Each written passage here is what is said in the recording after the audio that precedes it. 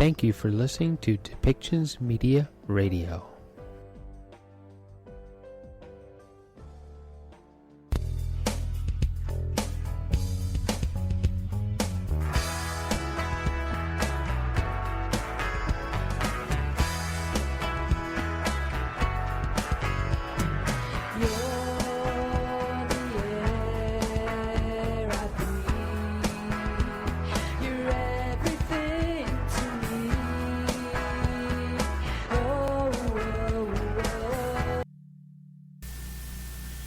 Welcome back, everybody.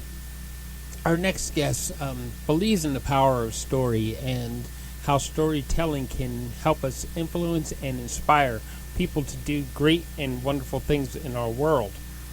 And that's a good thing because it's one of the basic things that we believe here at Depictions Media Radio, and one of the reasons that helped us form the Influencer Club to begin with.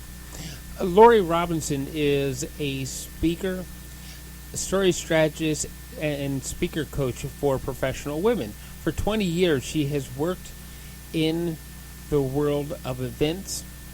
She has spent 10 years producing Women of Faith, a 2-day event visiting 28 to 30 NBA and NHL arenas each year, with the average attendance of 14,000 attendants. At its peak, she's hired and coached speakers, produced the program, and stepped onto the stage to host the events, speaking to audiences between 5,000 to 18,000 people at a time. Why don't we welcome Lori Robertson to our show as she tells her story.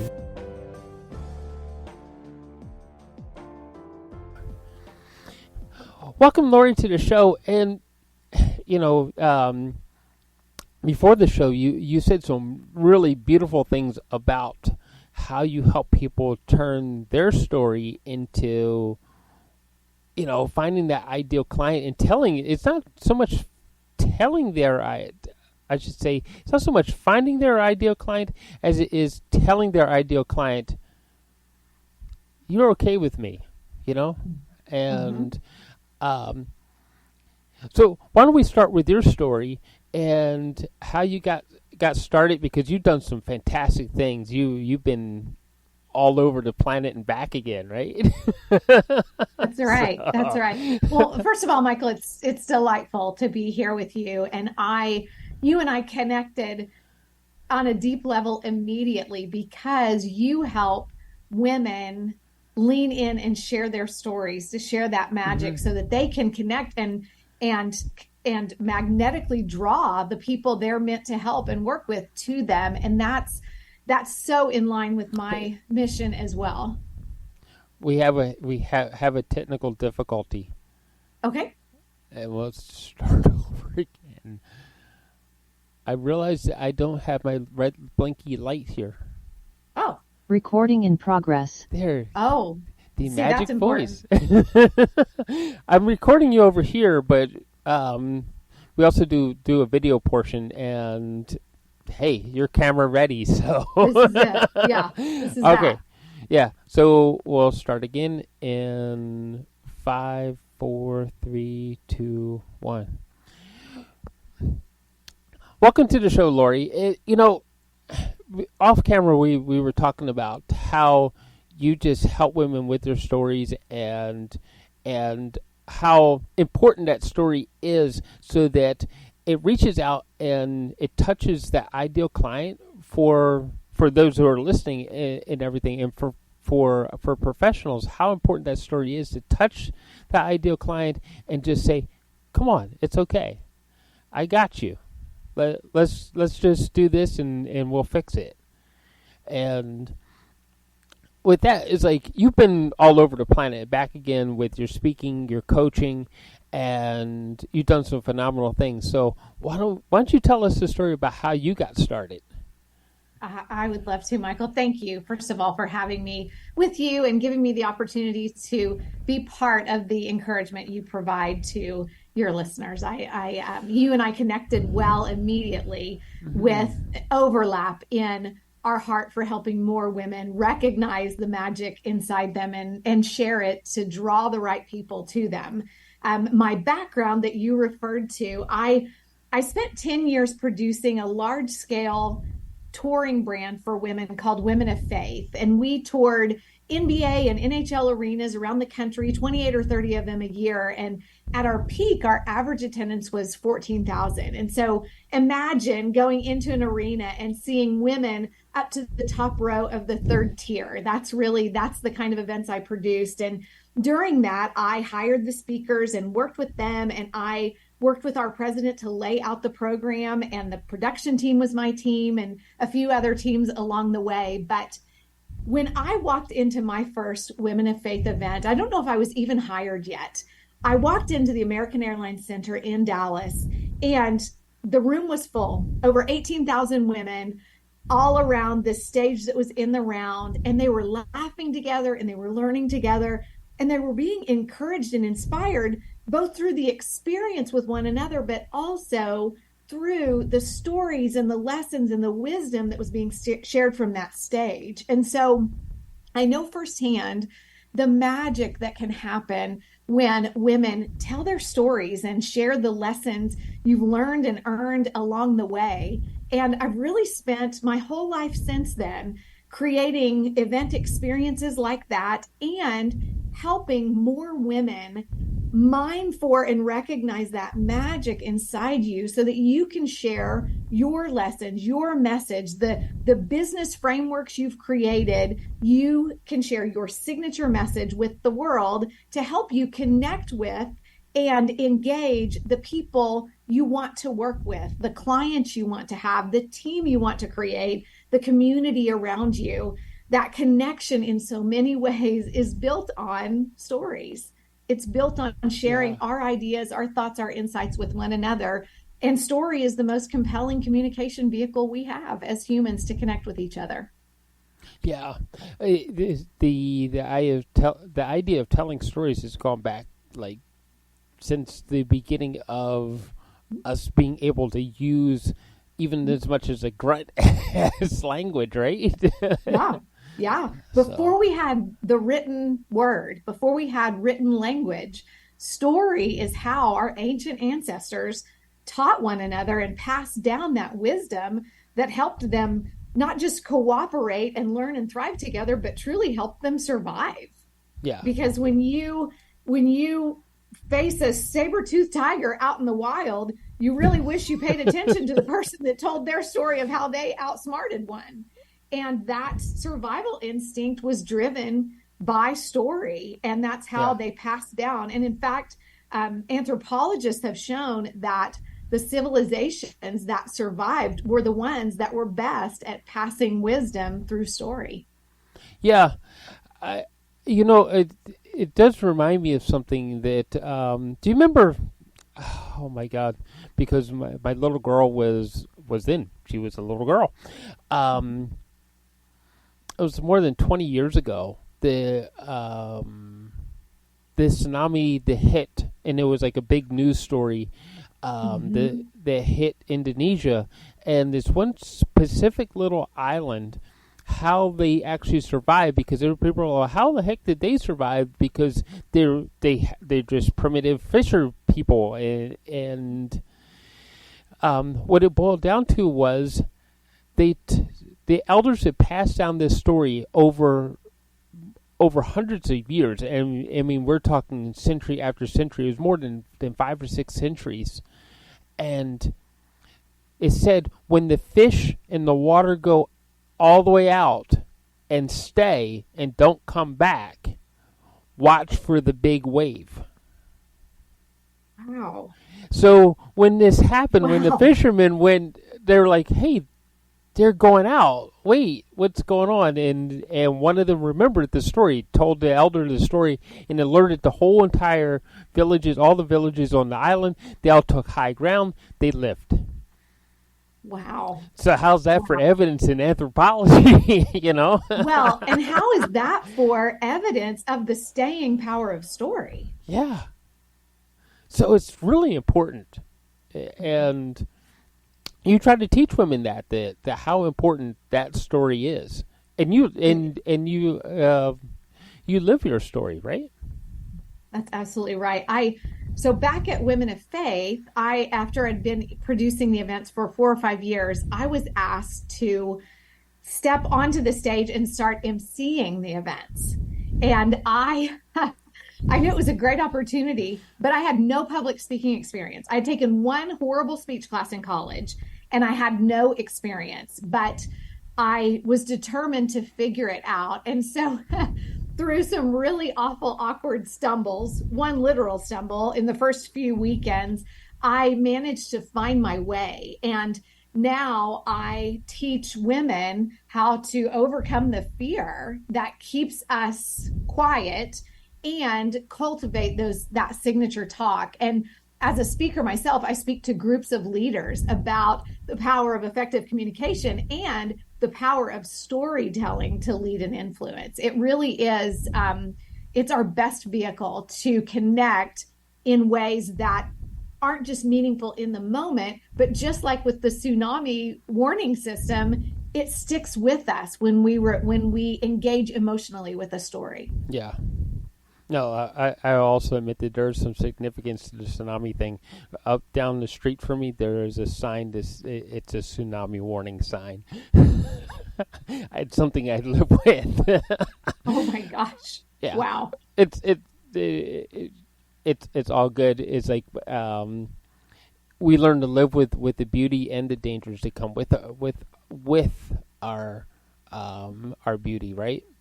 Right. So, how do you teach women that? How do you teach them to start to cultivate that story? Mm-hmm. The thing about, we think of our story as one big documentary of our lives, but when you dive into it, your life is really made up of millions of moments. Mm-hmm. And it's those moments that create the stories worth telling. Even if you wanted to share with me the overall story of your life, if you want me to fully engage with you, you have to take me into specific moments. It's a moment of transformation, a moment of discovery, or a moment of surprise or delight. And what you learned from it, that's what's transformational for me or for your audience. And so it's not about looking for the huge, I climbed a mountain or I won the Super Bowl story that would get you on the news, because those stories aren't very relatable. It's about taking the everyday moments of your life and crafting a story that is both interesting and remarkable, and you make it that way in your crafting, and it's relatable. You take that specific story and you relate it to a universal principle or a discovery that you made that I can benefit from. And now you've got a story worth telling. Right. So how do you boil it down to the right moments that draw people in? It, just like so many things, it's best to start with the end in mind. So what is your goal and who's your audience? And once you know who you're talking to and what you want to help them think or do or feel differently, then you think about moments in your life that you can use to illustrate that principle or lead them toward the lesson you have to share. And honestly, you can make a connection between almost any story and the principle that you want to illustrate. It's more a matter of being willing to lean in and pay attention and find some tellable, shareable stories. And then you can connect one story to any number of different principles. And just like, it's also one of those things that, if you and I were talking and we mention something about a red Jeep, and next thing you know, you're noticing red Jeeps all over the place. And you're thinking, where did all these red Jeeps come from? And they were there before, but you weren't paying attention. And our minds really work that way, and it will work that way for stories. When you tune your brain to start paying attention, ask yourself at the end of every day, what story did I experience today that might be a story worth sharing? We experience these stories every day. It's just a matter of tuning your brain to listen and pay attention for them and capture them. Right. Well, that was something else that truly attracted me to you, was that you're part of Women of Faith, right? Mm-hmm. Because faith is something that I hold very dear to me, and the closer I revere my own faith, the more people of faith I start to find. Uh-huh. So it's the red Jeep, right? Yeah. And it is finding common ground with someone else. One of the, any story has the power to illustrate a topic or a lesson. But when you share a personal story, you get a double benefit of also connecting your listener to you. And there's a book you probably know, Robert Cialdini's Influence, The Psychology of Persuasion.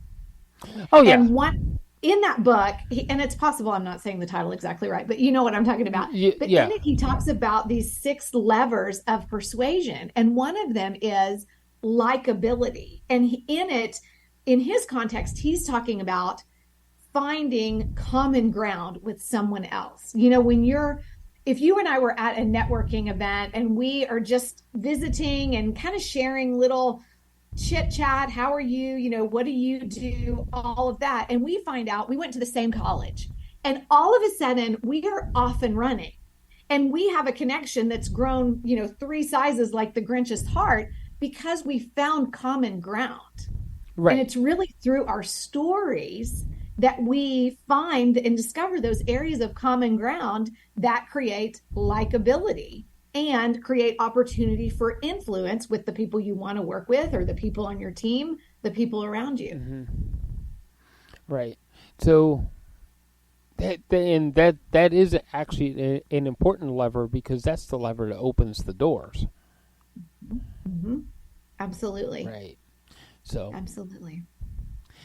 So okay. So we found the story, and we found somebody that has the common ground in the story. How do we keep moving forward? When you think about crafting a story, we've all heard kind of the 9-part story framework that's used in books and in movies, and that's a lot. And it's necessary for those applications. For us, a story worth sharing centers around a specific moment. The moment things changed, the moment you learned, the moment you realized, the moment you saw. Mm-hmm. And that is what makes the story a story. So to share it with someone else, really, you just need to give me the context to lead me to that moment, and then land the plane with what you learned that I can benefit from. Right. So it's really just a matter of what's the context we need to set the scene, to draw me in to the setting, to the emotion of the story. It's the conflict, it's the uncertainty that our mind, we want to know. We are chemically wired to want to know what's next in the story. Right. And then it, lead me to that moment of discovery, the moment of transformation. And then tell me how I can use it. Tell me what it means for me. You've told me what it meant for you. Now tell me what it means for me. Right. Exactly. Right. I was because we're a team of filmmakers and stuff. And it's like, oh no, you don't need in the context of building a film, you got to have all those 9 parts, because it's what the secret is, in the secret that people have to learn is that apex, right? It's that moment of of enlightenment or discovery there, right? Sure. It's like that's where what we have to highlight, isn't it? Well, and if I am going to spend an hour and a half or 2 hours telling you a story, I better make it really good. And I better lay out all these parts and pieces like you do when you're making a film to keep your attention. But the story I have to tell you might be 2 minutes. It might be 90 seconds. Right. It might be 5 minutes, but it's not, it is not that layered. It's all about Right. the moment. Yeah. And then telling you bringing you into the moment, and then telling you what I learned from the moment and how you can apply that moment too. Right. Because out of every story, what people are looking for is the moment. It's the moment. That's what makes a story a story. Yeah. If we've all talked to you mentioned earlier your daughter when she was younger, and you know how little kids, they can just tell you like the story of the day, and we got up and we had breakfast and today we had pancakes, and you know how much I love those blueberry pancakes, and then I watched some TV, and like there's no moment there. It's just a series of events where what we're talking about is really all about one moment and Yes. taking us into that moment and helping us apply that moment. Yeah. And it doesn't matter how long, like the award winning film or whatever, versus you sitting there, you telling the client that this is my aha moment, and I want you to have that aha moment. So, and that's what you're trying to teach people to do, right? Is to focus and shine up that aha moment so that everybody can come along and join in. Or the right people can come along and join in, should I say.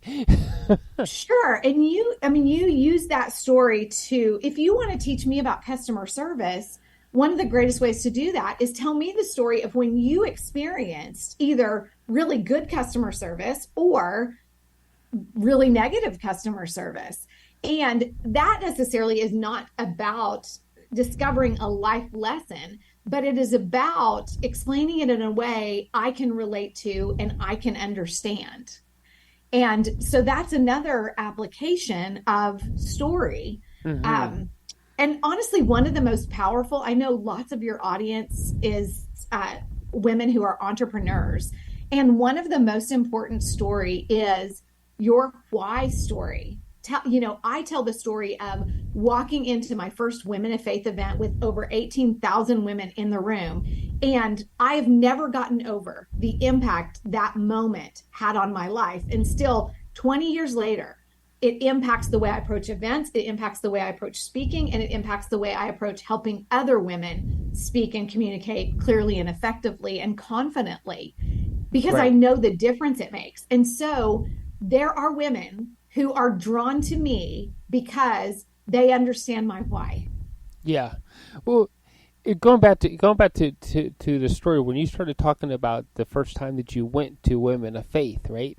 And you started talking. It was how you started describing these women sharing their lives with each other and everything. It was how you actually said that. It's like you were like, oh, I want to go to that. I want to be part of that. Right. Yeah. Yeah. So you teach that though. Yes. I mean, that really is part of it. To get the most impact from a story, you have to bring the listener into the moment with you. And sometimes that's describing this, what you see. And like I said, imagine walking in and there's women up to the top row of the third tier of a basketball arena. Yeah. And you can imagine what that looks like. Or I could have talked about how it sounded or how it smelled. I'm talking about how I felt, and you can relate to what that might feel like. Another strong storytelling technique is to take us into a specific moment. And you can also do that by putting a stake in the sand on time. Like I could tell you about something that happened my junior year of college, and all of a sudden you have more context for it than if I just said, I remember this one time. It's just, it gives your brain more to latch hold of.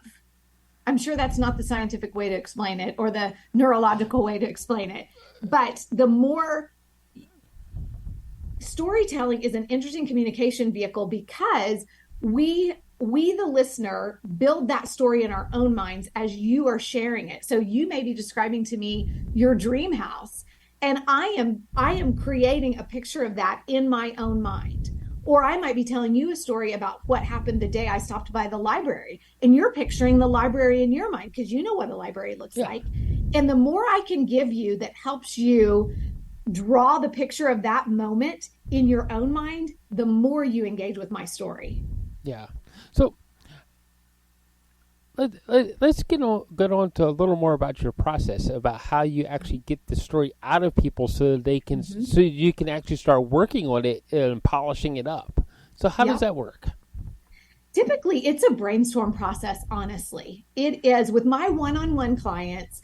I describe it as a done with you process. And honestly, I ask a lot of questions, and I have a list of questions I provide on the front end and asks you a lot of things about some of your personal experiences, some of the people and places you've been in your life that help you jog your memory for those moments that make stories you want to share. And we are laying these possibilities, these brainstormed possibilities, against who we want to talk to, what we want to talk to them about, what our goal is with them, and what we want to be the outcome. Is it to attract clients to you? Is it to help clients understand your process or what makes your process differently? Is it, I work with a lot of people in the real estate industry, and some of them I work with are involved in advocacy at the state and national level. And so is it a story that's intended to help people understand why this or that initiative is important and make them want to get involved, and whether that's a donation or personal participation, engaging them with the story of why it matters and why it matters to you, which then shows why it might matter to them. It's so much more powerful than sharing the facts or the statistics. Yeah. See, the thing of it is numbers are there. It's just it's a thing until you actually start to put the rest of it behind it. Right. Yeah. You know? My boss at Women of Faith, Mary Graham, she's the most impactful mentor I've ever had, professionally and personally. And there are many great wise things that ring through my mind that are things Mary taught me. And one of the things she would say is that nothing is meaningful without context. And it's the context, it's the story, it's the emotional that makes, honestly, any fact or statistic that you remember it because somehow you had an emotional connection with it, or there's a story around it. And that's really what you remember. Well, and you may actually be able to relate to this to a certain extent, if not personally, but there was a real estate agent in Austin, Texas, and she was telling me her story about why she does what she does. And it wasn't about the real estate. It was about these backpacks. And these backpacks that had food in them. And why she was passing them out. And what it boiled down to was that growing up, she grew up without food every day. Right. And when she started it, and I can't remember where she said that she grew up, but what impacted me was the fact that there was this little girl who didn't get breakfast and lunch, and maybe got a hamburger for supper, and that was all she had the whole day.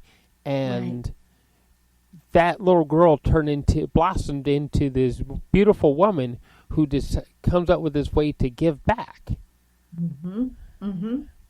Yeah. And if you're in Austin, Texas, and you are buying a home or selling a home, and there are any number of realtors who essentially could handle the transaction the same way, wouldn't you be drawn to work with the woman who provides the backpacks of food to kids who don't have enough? Yeah. Now, essentially, what I just did to anybody who's listening in Austin, Texas, and they're looking to buy a home, they're going to actually start looking for this real estate agent. Right. Yeah. Because isn't that, we think we make decisions logically, but we make decisions emotionally and work to justify them with logic. And we all, whatever you're looking for in life, whether it is a pest control company or a builder or a realtor or a dentist, we all have dozens of options. But if you can have a heart connection or a human connection with one person over the other, you're absolutely going to choose them. Exactly, right? It is those connections that actually bring us all together. Yes. And at the end of the day, all we have in life are our relationships, our people. Our legacy is the people we've helped and encouraged and taught and inspired. That's our legacy. And truly, story is our greatest tool in our toolbox to do that. Yeah. Someone said to me the other day, and I want to ask you this, what you think of this, because you're a great storyteller and everything, and memory is the result of living those stories. And they said to me that we need to make our memory a blessing. Tell me more. Tell me more. Well, it was wrapped in the context of a recent loss. And I don't want to get too far into the recent loss, but that was their response back to me when I told them that about the loss, and they said that we have to make sure that we make our memory a blessing, and it was one of those moments of where those words, like, yeah, I remember the time that we did this or the time we did that together. And instead of the sad of the loss, it flipped it around to, that one time growing up when we did this. To me, that speaks to that legacy idea that we were just talking about, that it is, when life is done, nobody's going to talk about how much money you made or how much of this or what kind of house you had or any of that. Your daughter's going to remember you for the moments that you spoke into her life and that she experienced life with you. And I think that we do want to always leave a legacy of blessing with the people around us, to be the person who inspired and encouraged and led and taught effectively. Yeah. Because at the end of the day, that's all that matters. Anything else, the tsunami can come and everything you have will be gone, but not your relationships and not the people, not the people who love you and the people you love. That's one of the a few investments in life that can't ever be taken away from us. Yeah. So how do you teach people to cultivate that feeling so that they can put that feeling into the ideal person that they want to work with? For the fact that my business is words and stories, way back when I first started speaking to large groups, and I was ill-equipped to do that. And so once I learned to manage the physical symptoms of fear and kind of get my mindset, especially for women, that part that tells you, who are you to do this? And there's got to be someone better. And what if you screw it up? Once I got those things managed, I wanted to cultivate confidence as a communicator, because I knew the more confident I was, the more I could show up fully as myself and help everyone else feel comfortable and enjoy themselves and have a really great time. And one of the things I told myself to help me in that was that even when you don't get your words exactly right, the audience hears your heart. Mm-hmm. And I do think setting your intention with how you want to deal with the people on your team or with your clients and how you want to show up in life really matters. And when your heart is in the right place, when you truly care about the people around you, when you truly show up to serve and help and inspire, we won't always get all of the details right. It's not in us as humans, but we recognize heart in one another. And connection is always more important than perfection. Perfection is not relatable, but when you have connection, you can change the world. Yeah. That is so true. When you have connection, you can change the world. Yeah.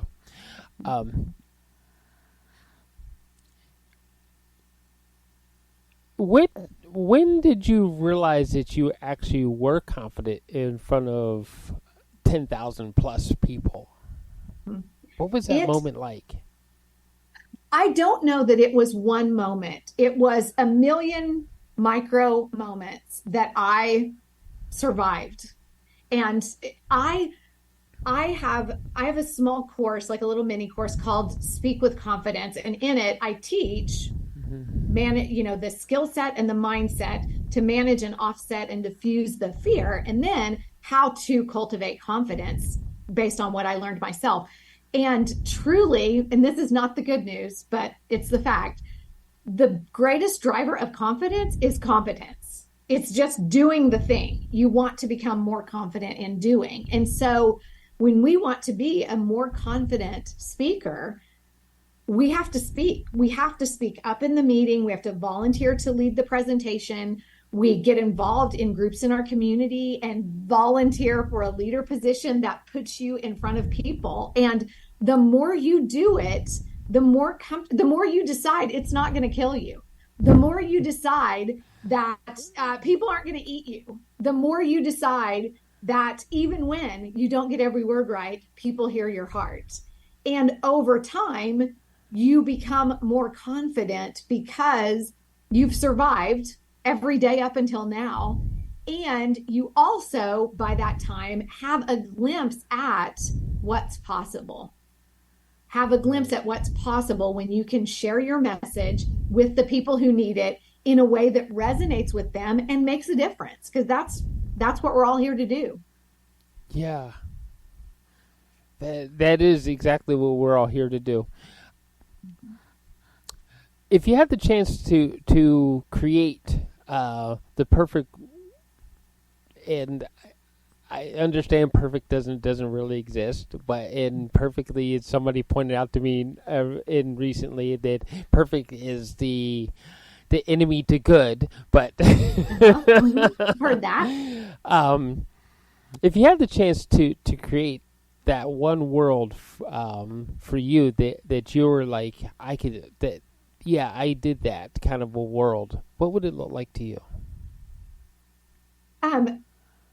What? Ask me a little bit more. Are you talking about a world of work, a world of difference, a world of difference? It's a world of difference. You made that difference, and something happened that you made the difference, and then you could actually sit back and say, yeah, I did that. I made a difference. Look at the change in our society right there. What would it look like to you? Yes. So I saw a study recently, and I wish I could quote the source. I have it, but not in my head yet. But essentially, a number of professional men and women were evaluated for a series of criteria. And in this, things like negotiation, responsibility, integrity, being proactive, all of these different skills. And in this study, the one skill, the men in this survey outperformed the women was their willingness to take a risk. And you and I both know dozens of smart, accomplished, capable women who say no thank you when they are asked to give a keynote or speak on a panel or be interviewed on a podcast because we worry, I'm not an expert, I might screw it up, there's got to be somebody better to do it. We let the risk or our perceived risk outweigh the opportunity. And my goal, the entire mission behind what I'm doing, is to help more women have courage and clarity, which seem to be the two missing ingredients with the women I work with, confidence and clarity. To have the confidence and clarity to say yes when you're asked to share your story, to share your expertise, to share the lessons you've learned, and to raise your hand, to share it more often, because women are not participating in the conversation that's writing history in the way we need to. And my goal is to help more women get clarity around the message they have inside them and the value it brings for other people and for themselves, and confidence to step forward, raise their hand, say yes, to share it. Wow. That's an amazing thing. I almost wish I was one of your clients.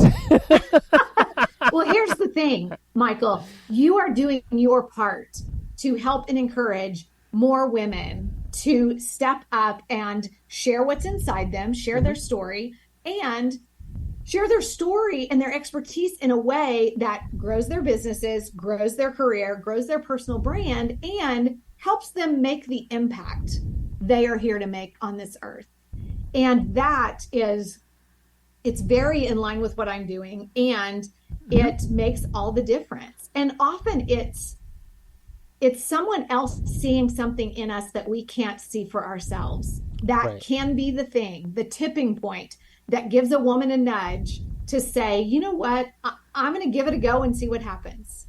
Yeah. And that is creating magic, because what they will find is that those worst case scenario things we worry about very rarely happen. They're survivable when they do. And it's not what's the worst that can happen. The worst that can happen is not that big a deal. It is what's the best that can happen. What might be possible if you step up and speak up and lead the way you're meant to do. That what you've experienced and learned in life is not just for you. It's so that you can share it with other people who need to learn too and are struggling with the things that you've figured out. We all rise together, and more women stepping up and speaking up gives more women courage and permission to step up and speak up. Yeah. That's an amazing thing. Yeah. That is one hell of a picture that you just created. So because we're about out of time, what are the best ways to work with you? So I'm most active on LinkedIn, Lori Robertson on LinkedIn. And my website is speakhercoach.com with an H, Speak Her Coach.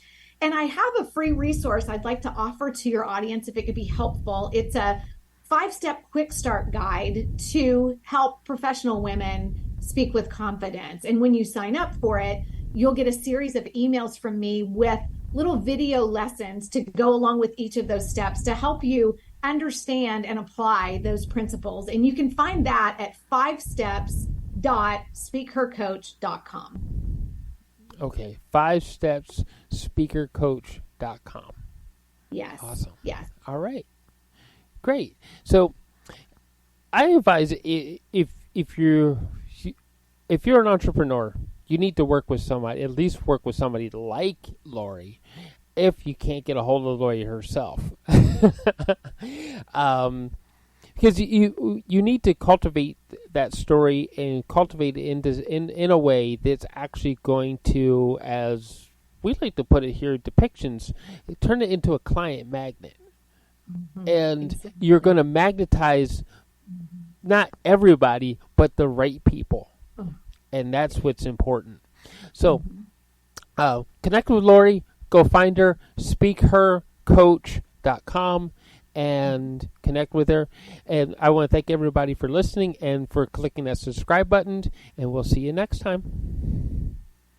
And I looked up at a shooting star, and then I wondered who you are. I just need to know. So I wish upon that shooting star, and then I wondered where you are. Is it destiny, or is it meant to be?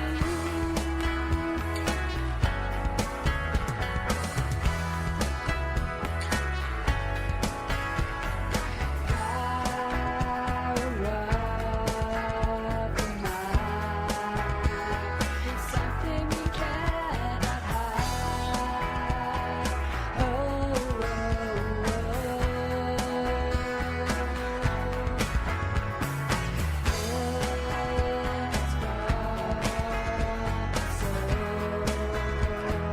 Help us to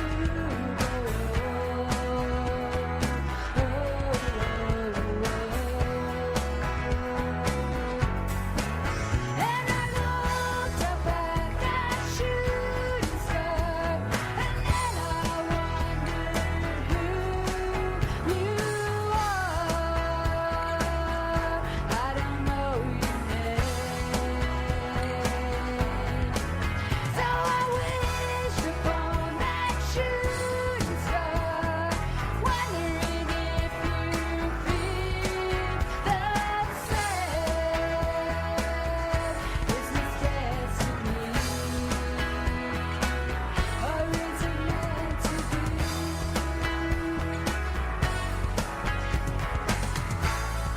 Take me like a little child in your arms. We can drift away into another world.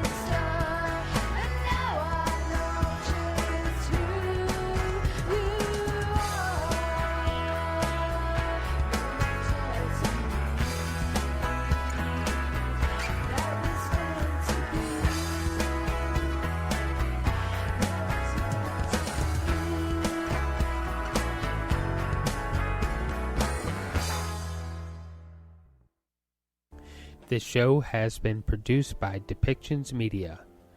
Please contact us at depictions.media for more information.